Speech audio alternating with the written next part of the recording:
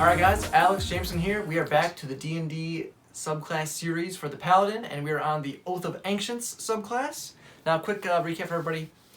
When we're talking about the scores and stuff at the end, this is based on their improvements to the base class, not the overall look at all subclasses and all classes together. Not necessarily how good we think it is. Yeah. We'll talk about that, but that's not what the score system is based on. How much we think it improves on the base fundamentals of the class or synergizes with the class.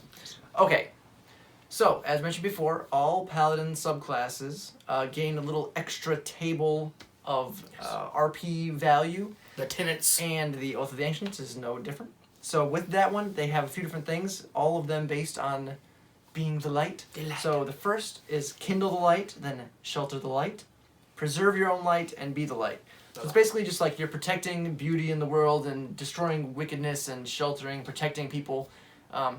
It's like a very druid-y type of paladin subclass. That kind of shows in some of the spells and stuff you get to. Druid-like features, so you can kind of like dabble, just a little dabble. I dabble. So the spells that you get with the Oath of the Ancients, you're getting stuff like Ensnaring Strike, Speak with Animals, Misty Step, Moonbeam, Plant Growth, Protection from Energy, Ice Storm, Stone Skin, Commune with Nature, and Tree Stride.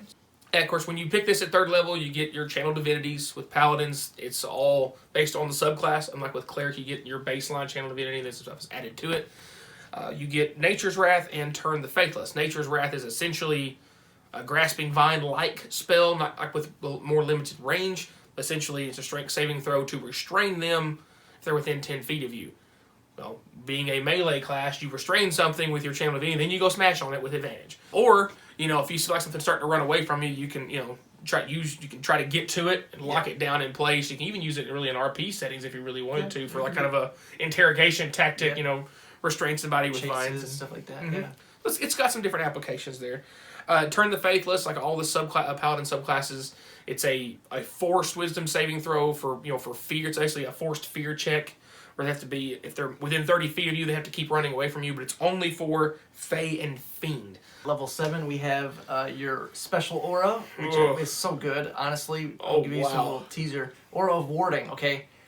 At level 7, like I said, it's a 10-foot radius, so anyone within 10 feet of you, your allies, you have resistance to damage from spells. So also, that stacks with the saving throw reduction itself. All you got to do is just stand there. It's crazy. And the best part is, at level 18... 30 foot in any one direction. Pretty ridiculous. Yeah. So most of your party is going to be within 30 feet of you. Paladins already get 2 auras to start with. Immune to being frightened, and the aura protection, which gives a bonus to saving throws based on your charisma modifier. Yep. You get all 3 of them. Yep. And they're not any number, and they're all active at the same time. They're all passive. There's no uses per day on them. So you literally can be given you and everybody close to you. Anytime you're conscious and someone's by you, they're all these things. They have you have lots of friends who just want to be close to you. You love the paladin in your group. He should be the happy. If he's not happy, ain't nobody happy. It's like if mom ain't happy, nobody. Whew. All right, and then at level 15, you're going to get, what's it called? Undying Sentinel. Okay, yes. This is essentially just the half-orc passive. Yep. Once a day, when you would drop to 0 hit points, you instead drop to 1. So you're going to go unconscious, but you resist, basically, and you return to 1 hit The burst of radiant light just reignites your willing to fight, and you go down, and they're just kind of like... It's like, coffee! I've had so coffee! You come back. Yeah. Their level 20 cap is Elder Champion, just like with... Oath of Devotion, essentially you get to be big boy for a minute. You take an action to activate this guy, so boom. So then for 1 minute after that, so for the next 10 rounds of combat, you get 3 lovely things. Each one of your turns, you get 10 hit points back. Just, once again, this subclass is all about just the passive benefits. Just racking them up. So you over the course of a minute, 10 rounds, you're going to get 100 hit points back to yourself. Even if you finish combat, technically, you're still going to get those hit points back. It just lasts for a minute. So you're going to heal yourself 100 hit points over the course of a minute. All of your paladin spells, any spell you can cast, goes from, if it has a casting time of action, goes to a bonus action. So all of your strikes were already bonus actions, so that's not really helpful. But you got to look at your stuff like, now you can cast Ice Storm, an AoE spell, as a bonus action, and still as your main action, go attack twice. can be good. done. Seems good. We're not, and wait, there's more. The third thing you get is every enemy within 10 feet of you has disadvantage on saving throws against your paladin spells and your channel divinity options. It's pretty good. And granted, it is a once-a-day use, but like I said, for 1 minute, for 10 rounds, you're going to be something that nothing outside of like a beholder or an ancient dragon wants anything to do with you. Yep, 1 minute, you got the spotlight, baby. Yeah, you make use of it. Make use of it, because you will be king for a minute. Okay, so onto the rating. Indeed. Start with the roleplay value. Yes, the RP. Now, again, with this, guys, we're looking at the table. What is it called? The tenets. The tenets of the subclasses. We're giving a bonus for that off the bat. Yep. We look at the spells that are available, that are gained through the subclass. We look at the abilities themselves. Unfortunately, and also this is based on the improvements to the base class. Right. Not how good it is overall, but how much it improves on the base class. We're already assuming you're RPing your spells. We're already assuming you're RPing your backstory and your lore and all that. So that's not factored in. Correct. So based solely on the abilities and spells that you're getting, we went ahead and gave it just a 2.5. 2.5 flips. Just because most all of the abilities that we mentioned are very combat based, and like we said, where you should already be, counting RP already into that. Correct. So we're not giving bonuses for that. We did give a little bit of a bonus for the tenants, because we already said about half point there. So you do get some very druidy spells that are very, very they have RP'd some and RP use. adventuring things. Like tree stride, plant growth, texture energy, speaking with animals, communing with nature, all that kind of stuff. Very druidy side of things can be used a lot on the adventure side of the game for sure. So you start at base 1. You get about half a point for your druid spells that you gain. Probably a lot of the abilities you're gaining are mostly combat, but there's some niche uses you could use some RP. So another half point for that, and then a half point for the tenant. So that gets you the 2.5. Right. Okay. Combat.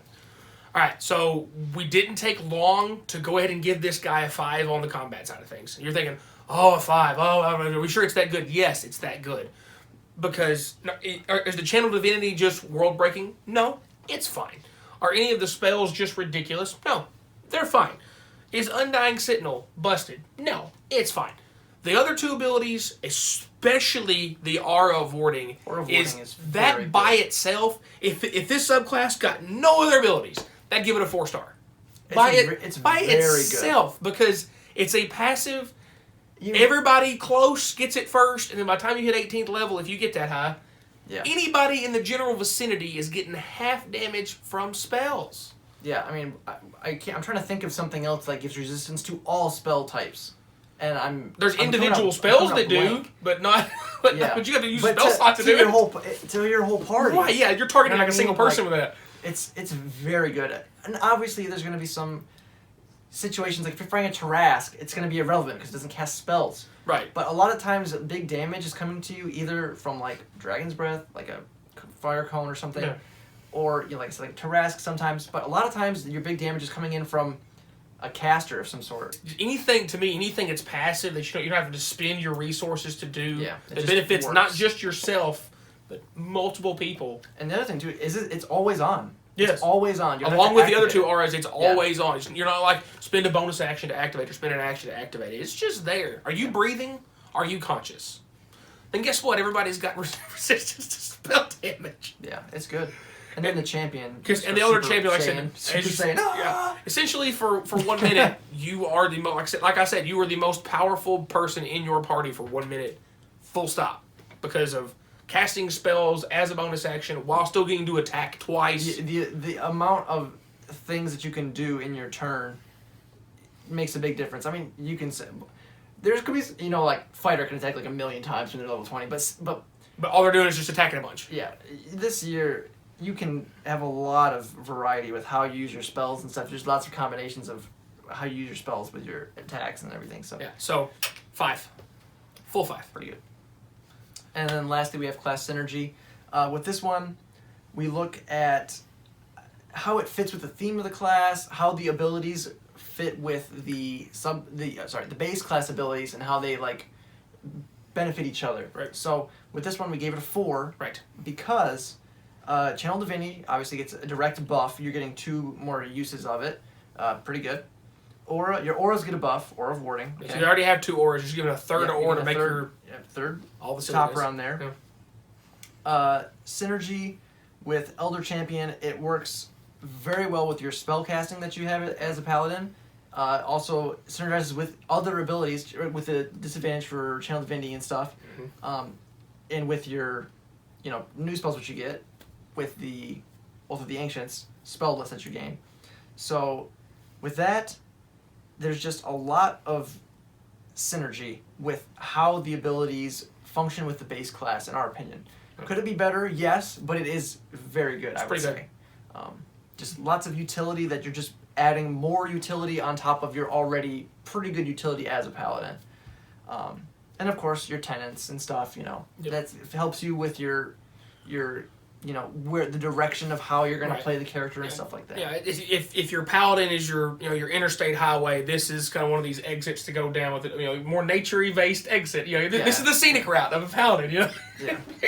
Very nature and druidy. But either way, this is kind of wrap up here. This overall, this is me speaking. I don't think he's gonna disagree with me. If you wanted to play the best paladin subclass, probably this guy's.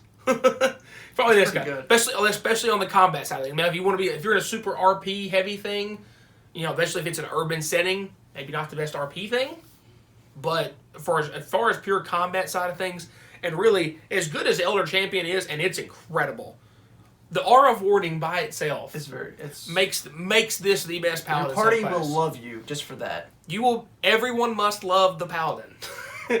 Not because of the class that it is, but everyone in your party will love you because they're taking half damage from their spells that they get hit by all the time.